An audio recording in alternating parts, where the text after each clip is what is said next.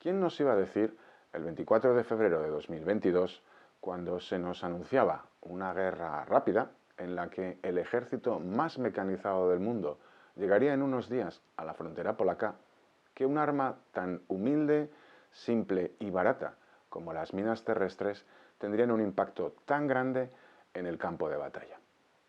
En un escenario en el que se mueven equipos militares que cuestan millones, tanques, blindados, sistemas antiaéreos móviles y costosos equipos de guerra electrónica apoyados por una poderosa fuerza aérea, se había prometido una guerra móvil, la guerra de maniobra, la guerra bonita, que regala titulares grandes y se acaba pronto. Sin embargo, las minas han causado no solo innumerables bajas, tanto personales como materiales, sino que han terminado condicionando cualquier operación militar.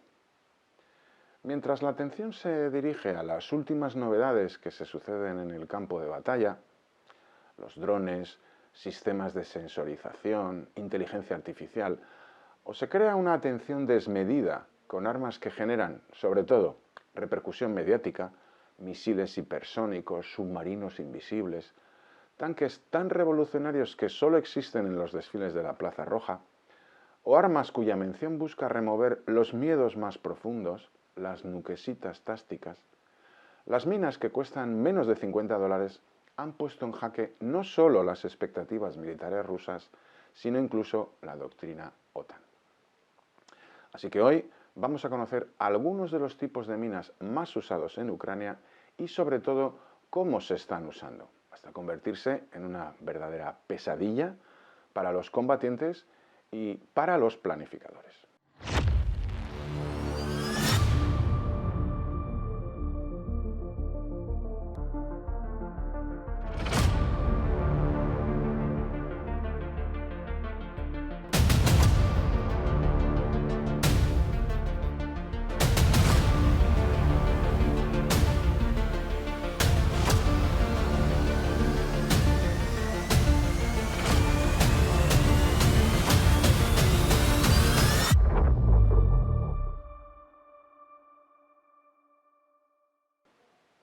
El mundo de las minas es inabarcable, con innumerables modelos, variaciones, diseños, que en general responden a la perversa intención de causar los mayores perjuicios al enemigo al menor coste posible.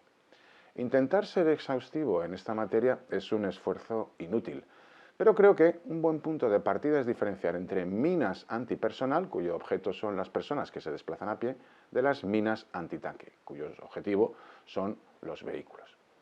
Estos dos grandes grupos, a su vez, se dividen en, yo diría, casi infinitas modalidades, dependiendo de los materiales, los mecanismos de accionamiento, sensores, modo de sembrado, efectos, bueno, hay 1000 categorías. Pero vamos a empezar por recordar algunas de las minas antipersonal más utilizadas. Por ejemplo, las PFM llamadas tipo mariposa o las POM-2 y sobre todo el efecto que producen. Y lo vamos a hacer en cámara súper lenta en un polígono de pruebas, porque seguro que a YouTube no le hace mucha gracia que pongamos los efectos de las minas sobre cuerpos vivos. La PMN4, del tamaño de un bote de Nivea, con 55 gramos de alto explosivo, armada con retardo y accionada cuando se pisa su cubierta plástica con una presión de aproximadamente 20 kilos. Está diseñada no tanto para matar, sino para herir gravemente, normalmente causando amputaciones severas. La serie OZM, modelos 3, 4 o la 72, que tienen la apariencia de un bote de camping gas, pero contienen 600 gramos de explosivos, que pueden accionarse, dependiendo de la espoleta, con un alambre de tropiezo, por mando o incluso también por presión. Se trata de una mina de fragmentación y tiene un radio letal de unos 25 metros. No es recomendable estar cerca cuando estalla. Entre las minas antitanque me gustaría mostrar a cámara algunos de los efectos de las más utilizadas. La TM62M es, con diferencia, la mina antitanque más usada, tanto por los rusos como por Ucrania. La reina de los campos de minas. Básicamente son 7,5 kilos de alto explosivo activados por presión en un cuerpo de metal y sus efectos son más que suficientes para dejar fuera de combate un tanque por supuesto, blindados más ligeros o vehículos como camiones. Lo que puede apreciarse perfectamente cuando vemos en una cámara de imagen superlenta los efectos sobre un T-55. Produce incluso la torsión de elementos estructurales. Y teniendo en cuenta el carrusel de munición que montan los tanques rusos a partir del modelo T-64, incluso la voladura de la torre y la destrucción completa del tanque. Algo que, sin embargo, no hemos visto cuando tanques occidentales, como los Leopard, por ejemplo, han pisado alguna de estas minas. Daños en rodillos y cadenas, pero no mucho más. Aunque usa generalmente una espoleta a presión, la MVCH-62, el pozo de la espoleta es del mismo tamaño que el de la mina TM-72, por lo que puede usar también espoletas magnéticas, MVN-72 o MVN-80. La TM-72 y su sucesora, la TM-89, es una mina con cuerpo de chapa metálica y 2,5 kilos de una mezcla de RDX y TNT, diseñada para dañar o destruir vehículos mediante una carga hueca dirigida verticalmente, tipo FP, un proyectil formado con la explosión que actúa sobre la parte baja del vehículo. Se parece mucho a la TM-62, pero tiene un diámetro menor y es más alta. Usa espoletas magnéticas, la MVN-72 y la MVN-80. Teóricamente puede destruir cualquier tanque. La TM-83 es también una mina antitanque, pero de la subfamilia que podríamos llamar direccional, con una carga conformada que crea mediante la explosión un proyectil que penetra el blindaje, como la TM-72, pero que ataca a sus objetivos no desde abajo, sino lateralmente, y por eso se despliega principalmente en rutas de aproximación. La mina puede ser controlado por un operador que activa los modos seguro o activo o en modo autónomo. Una vez activada, la mina utiliza sus sensores infrarrojos o sísmicos. El sensor sísmico permite que la mina funcione en modo espera y requiere menos batería. Tan pronto como el sensor sísmico detecta el objetivo que se acerca, la mina cambia a modo activo y entra en uso el sensor de infrarrojos. La mina explota cuando el objetivo entra en el rango de detección del sensor de infrarrojos. Si el sensor de infrarrojos no detecta ningún objetivo, 3 minutos después de que se ha activado, la mina vuelve a su modo de espera. En este modo autónomo se considera imposible destruir la mina, debido a la alta sensibilidad del sensor sísmico y la posibilidad de que la mina sea activada por las emisiones infrarrojas del cuerpo humano a 10 metros en cualquier dirección. La única opción para destruir una TM-83 en su modo autónomo es disparar y destruirla. Las minas son simples, mortales y eficientes. Vuelvo a repetir, la simplicidad de la TM-62 ha hecho de ella la pesadilla de los combatientes y de los planificadores. Desde el punto de vista militar, la guerra en Ucrania marca el gran retorno de las minas, o para ser más exactos, el uso de campos de minas. Porque el uso de minas en el campo de batalla no es ninguna novedad. Aunque pueda parecer una curiosidad histórica, los romanos ya utilizaban algo que podríamos considerar las primeras minas, los abrojos, tríbulus, un arma simple formada por 4 púas metálicas unidas de tal forma que, de cualquier manera que se lance al suelo, descansa sobre 3 y presenta el cuarto hacia arriba. Se esparcían sobre el terreno para dificultar el avance de caballos, elefantes de guerra o carros de guerra, como los usados por Antíoco en su guerra contra Roma. Sin embargo, es con la aparición de la pólvora cuando podríamos realmente hablar de las primeras minas, primero en China y posteriormente en Occidente, pero con un uso muy limitado, puesto que planteaban problemas de conservación. La pólvora se lleva muy mal con la humedad y el agua. Con el descubrimiento de los explosivos, el trinitrotolueno o TNT, que no se veía afectado por la humedad y era mucho más estable, empezaron a ser más usadas. Por ejemplo, los británicos durante el asedio de Jartún frente a las fuerzas del Mahdi y también en la defensa de Mafeking durante la Segunda Guerra de los Bóers. Curiosamente, durante la Primera Guerra Mundial, una época de grandes novedades bélicas, el uso masivo de diversas tecnologías dejaron obsoleta la doctrina militar vigente y empantanaron durante años a los ejércitos en combate. Ametralladoras, artillería, alambradas, aviación que permitía ver y observar al enemigo como nunca antes había podido ver. A pesar de ello, el uso de minas no resultó determinante hasta quizás la aparición de los primeros tanques, en mano de los británicos y los franceses, que obligaron a los alemanes a desarrollar sus primeras Tellermine, con lo que podían hacer frente a aquellos monstruos de acero que se les venían encima. No es casual que las minas, o para ser más exactos, el uso masivo de minas para conformar el terreno sobre el que se libran las batallas, venga de la mano de los tanques. A más vehículos blindados tratando de explotar su capacidad de maniobra, la respuesta viene con más minas que tratan de denegar el movimiento. Exactamente el mismo uso que daban los romanos a sus tríbulos, denegar la maniobra. Y precisamente en los terrenos que más propiciaban la maniobra acorazada durante la Segunda Guerra Mundial, el desierto del norte de África y la Unión Soviética, es donde podemos encontrar algunas pistas del uso que se está haciendo en la actualidad de las minas en Ucrania.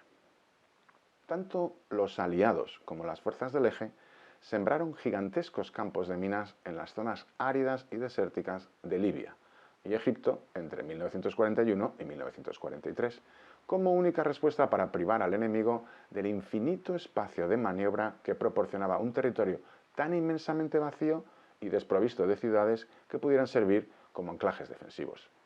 La Gazala Line, por ejemplo, construida por los británicos en la primavera de 1942, no era más que un conjunto de posiciones o boxes que se extendía desde la costa mediterránea, entre Gazala y Tobruk, al norte, hacia el interior del desierto, Bir Hakeim, aproximadamente 40 kilómetros al sur, rodeados por inmensos campos de minas, a su vez protegidos por artillería, para reservar las fuerzas acorazadas contra cualquier penetración de las fuerzas dirigidas por Rommel. La única solución que encontraron los alemanes para superar aquella línea vino en forma de flanqueo por el sur, a través del desierto profundo, en una operación muy arriesgada por las dificultades para el escalón logístico y que salió bien al zorro del desierto, pero por muy poco. Cuando las tornas se dieron la vuelta en el desierto y las fuerzas del eje fueron incapaces de proseguir con su ataque en dirección al canal de Suez, también construyeron gigantescos campos de minas, los Devil's Gardens o Jardines del Diablo, que iban desde la costa mediterránea junto a la estación ferroviaria de El Alamein hasta la depresión de Cátara, aproximadamente 40-42 kilómetros, en los que se plantaron cerca de medio millón de minas en campos de hasta 7 kilómetros de anchura. Recomiendo para un estudio detallado dos informes de la War Office. Os dejo en el enlace de la descripción del vídeo un link. El primero, lecciones de las operaciones de octubre y noviembre de 1942. El segundo es una detallada descripción con mapas y diagramas de los campos de minas alemanes que tuvieron que atravesar los aliados durante la batalla. Además, tiene una reimpresión A1 del área de Aldaba con todo el sector del Alamein. En mi opinión, interesantísimo para los amantes de la historia militar. En todo caso, importante recordar que esos campos de minas pudieron atravesarse a costa de incontables bajas, tanto personales como en material de todo tipo. Y, sobre todo, gracias a una absoluta superioridad aérea y artillera de las fuerzas aliadas dirigidas por el mariscal Montgomery. También durante la Segunda Guerra Mundial y en otro terreno, en principio muy favorable a la gran maniobra, los soviéticos, que habían sufrido la eficacia de las minas en su aventura contra Finlandia en 1939, desarrollaron su doctrina sobre el uso de minas, pero sobre todo como parte integral de un plan defensivo en el que la impenetrabilidad se consigue escalonando la estructura de fuego en profundidad, mediante la construcción de zonas fortificadas que comprenden sucesivas secciones. Se trata básicamente de limitar la posibilidad del enemigo a un solo tipo de maniobra, el ataque frontal. De esta forma, y después de que el enemigo atraviese el frente o neutralice las estructuras defensivas a lo largo del eje de su ataque, al final se verá arrastrado gradualmente hacia una bolsa delimitada por las estructuras fortificadas que se han escalonado en profundidad. Como tiene posibilidades muy limitadas de expandirse hacia los flancos, está condenado a la destrucción dentro de esa bolsa por el fuego y contraataques de los defensores. Este tipo de entramado defensivo, El uso de campos de minas busca no solo crear barreras infranqueables al atacante, sino canalizar su movimiento hacia las zonas de fuego. Básicamente en eso consistió el despliegue defensivo en Kursk. Enormes campos de minas, se estima, conforme los datos de los archivos soviéticos, que se sembraron 300.000 minas antitanque y otras 300.000 minas antipersonal, con densidades de 1.500 minas y otras tantas de personal por kilómetro cuadrado, que a su vez estaban protegidas por frentes de cañones antitanque, hacia los que se trataba de canalizar el movimiento de las unidades alemanas. Es en estos antecedentes donde debemos trazar la importancia que han adquirido las minas y los campos de minas en el escenario Ucrania. Aunque en todos los conflictos y guerras del siglo XX, desde las guerras de independencia de los años 50, 60, 70 en África, la guerra de Vietnam o las guerras asimétricas de las que hemos sido testigos en los últimos 30 años, el uso de minas y artefactos explosivos ha sido una constante.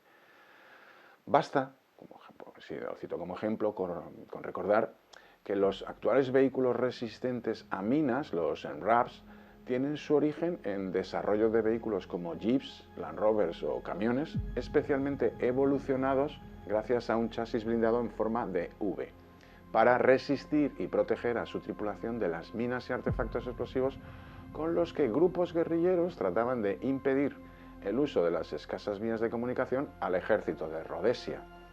Aquellos engendros, debidos a su éxito, evolucionaron en las Fuerzas Armadas de Sudáfrica, que también se enfrentaron durante años a este tipo de ataques en las Bush Wars, en las pistas y caminos de Namibia, Mozambique y Angola.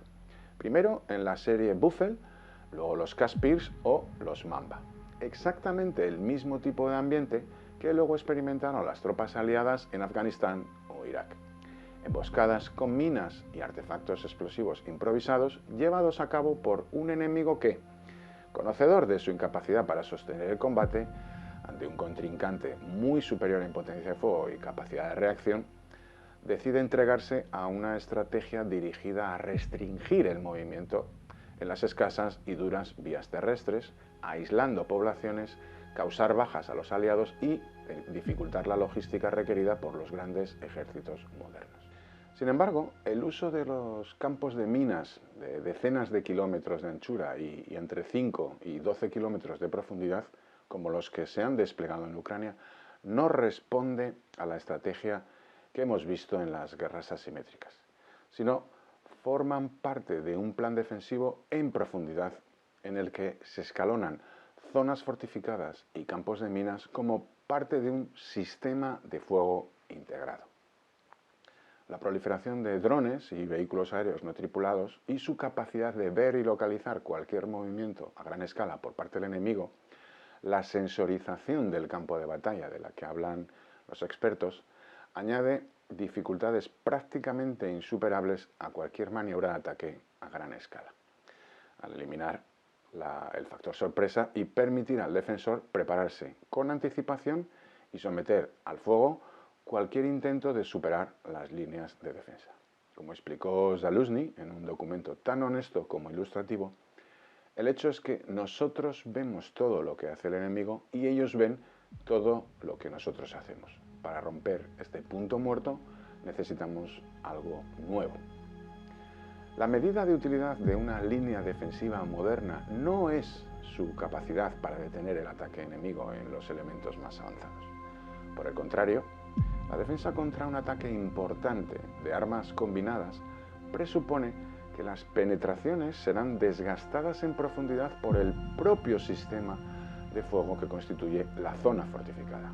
La doctrina soviética ha enfatizado durante mucho tiempo la función de las fortificaciones como parte de un sistema de fuego integrado, entendido como el despliegue organizado y el uso de armas protegidas, campos de minas, artillería, drones de ataque, fuego directo de tanques y blindados o misiles antitanque, con el objetivo de destruir a los atacantes en los accesos a la defensa, en el borde frontal inmediato de la línea de batalla, en los flancos y cuando el enemigo se introduce en las brechas de la propia defensa.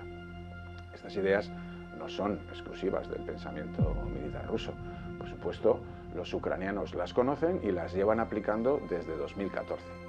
Y muchas de las mismas ideas formaron parte del concepto de la batalla aeroterrestre, el famoso Ireland Battle de la década de 1980, desarrollado por la OTAN para defender Europa Occidental contra un hipotético ataque del Pacto de Varsovia. En este caso, el plan preveía una combinación de defensa móvil y de área. La primera se orienta a la destrucción de la fuerza atacante, permitiendo que el enemigo avance hasta una posición que lo exponga al contraataque. La segunda se orienta hacia la retención del terreno, absorbiendo al enemigo en una serie de posiciones entrelazadas y destruyéndolo mediante el fuego. Todo ello, lógicamente, combinado con ataques profundos contra centros de mando, logística, concentraciones de suministros, centros de transporte o los refuerzos. Todo con el objetivo de degradar y denegar la capacidad de ataque. Básicamente es lo que hemos visto, por ejemplo, durante la ofensiva ucraniana de verano. La labor preparatoria ucraniana, buenos conocedores de la doctrina soviética y rusa, se centró fundamentalmente en la destrucción de la artillería rusa para privar a los defensores de la capacidad de sostener mediante el fuego las fortificaciones y campos de minas que formaban lo que se conoció como línea Surovikin. Pero el continuo aporte de refuerzos rusos, entre ellos 5 regimientos de los famosos VDVs o Fuerzas Aerotransportadas Rusas, la élite, que fueron desplegados en agosto, cuando el frente estuvo a punto de romperse, terminó por bloquear las opciones de ruptura ucraniana. De hecho, los VDV rusos, la reserva estratégica de Rusia, siguen empeñados en labores defensivas sosteniendo el frente de Zaporizhia, entre los célebres Rabotina y Verbove. Pero donde hemos podido contemplar en su plenitud el efecto demoledor de los campos de minas como parte de un sistema de fuego integrado es en Vuhledar y en Avdiivka. Durante octubre, los rusos acumularon cientos de tanques y blindados, material acorazado y personal procedente de numerosos regimientos, artillería, aviación, en los flancos norte y sur de este pequeño pueblo industrial prácticamente situado en la línea de 2014, con la intención de ejecutar una maniobra de embolsamiento siguiendo al pie de la letra el manual de la masa de maniobra tan querida por algunos estudiosos del arte de la guerra y tan repetida como solución mágica por otros no tan estudiosos de la realidad de la guerra en Ucrania. Para ello nos trasladamos, cortesía de Google Maps, hacia el este de Avdiivka y la planta de coque situada al norte de la localidad, junto al Terricón, la Escorial que domina el pueblo. Estamos sobrevolando el territorio controlado por los rusos y nos vamos al flanco norte, justo en el lado este del talud del ferrocarril, un poco al norte de Stepove, que era el punto en el que los rusos habían previsto desbordar la línea defensiva ucraniana y envolver Avdiivka por el norte. Sin embargo, lo que nos encontramos es una columna acorazada rusa, tamaño compañía, encabezada por 2 tanques que llevan instalados el sistema barreminas KMT-8, una especie de arado con el que limpian de minas la zona por la que se desplazan. Tras los tanques, numerosos BTR-82A, blindados 8x8, ya escasean los MMPs, sobre los que avanza la infantería, cuya misión es tomar el talud del ferrocarril y las posiciones de la defensa ucraniana. Toda la columna está bajo el fuego de la artillería de Ucrania, tanto artillería convencional como munición de racimo, que hace imposible la continuación del ataque. La precisión es asombrosa, pero es que disparan sobre un objetivo previamente ajustado, el propio campo de minas. Solo tienen que meter los datos de las tablas. Caos, muerte, destrucción. Ese es el resultado del intento ruso de superar un campo de minas batido por el fuego de la 47 Brigada Mecanizada de Ucrania, la que solo existe en el papel, los héroes de Zaporizhia. Los supervivientes se dirigen hacia el sol del amanecer, se retiran hacia el este. Los menos afortunados quedan atrás, en los campos de minas de Ucrania. Por ejemplo, estos 3 BTR-82 rodeados de cuerpos de soldados rusos. Cada uno de esos puntitos blancos que se ven perfectamente alineados son minas TM-62M, uno de los cinturones de minas que detuvo el ataque acorazado ruso. Incluso, aunque los tanques que encabezaban la columna lograron abrir un pasillo en el cinturón de minas, el espacio estaba batido por el fuego de la artillería ucraniana. Los campos de minas, como parte de un sistema de fuego integrado, resulta en el fracaso del ataque y en decenas de bajas rusas. La munición clúster o de racimo cae sobre los desgraciados siervos de Putin y se cobra su precio en carne y acero. Esta es la realidad de los campos de batalla en Ucrania. Drones que permiten ver al enemigo mucho antes de que se ponga en marcha, campos de minas que detienen los ataques, artillería y fuego que causa devastación entre la masa arrojada al asalto.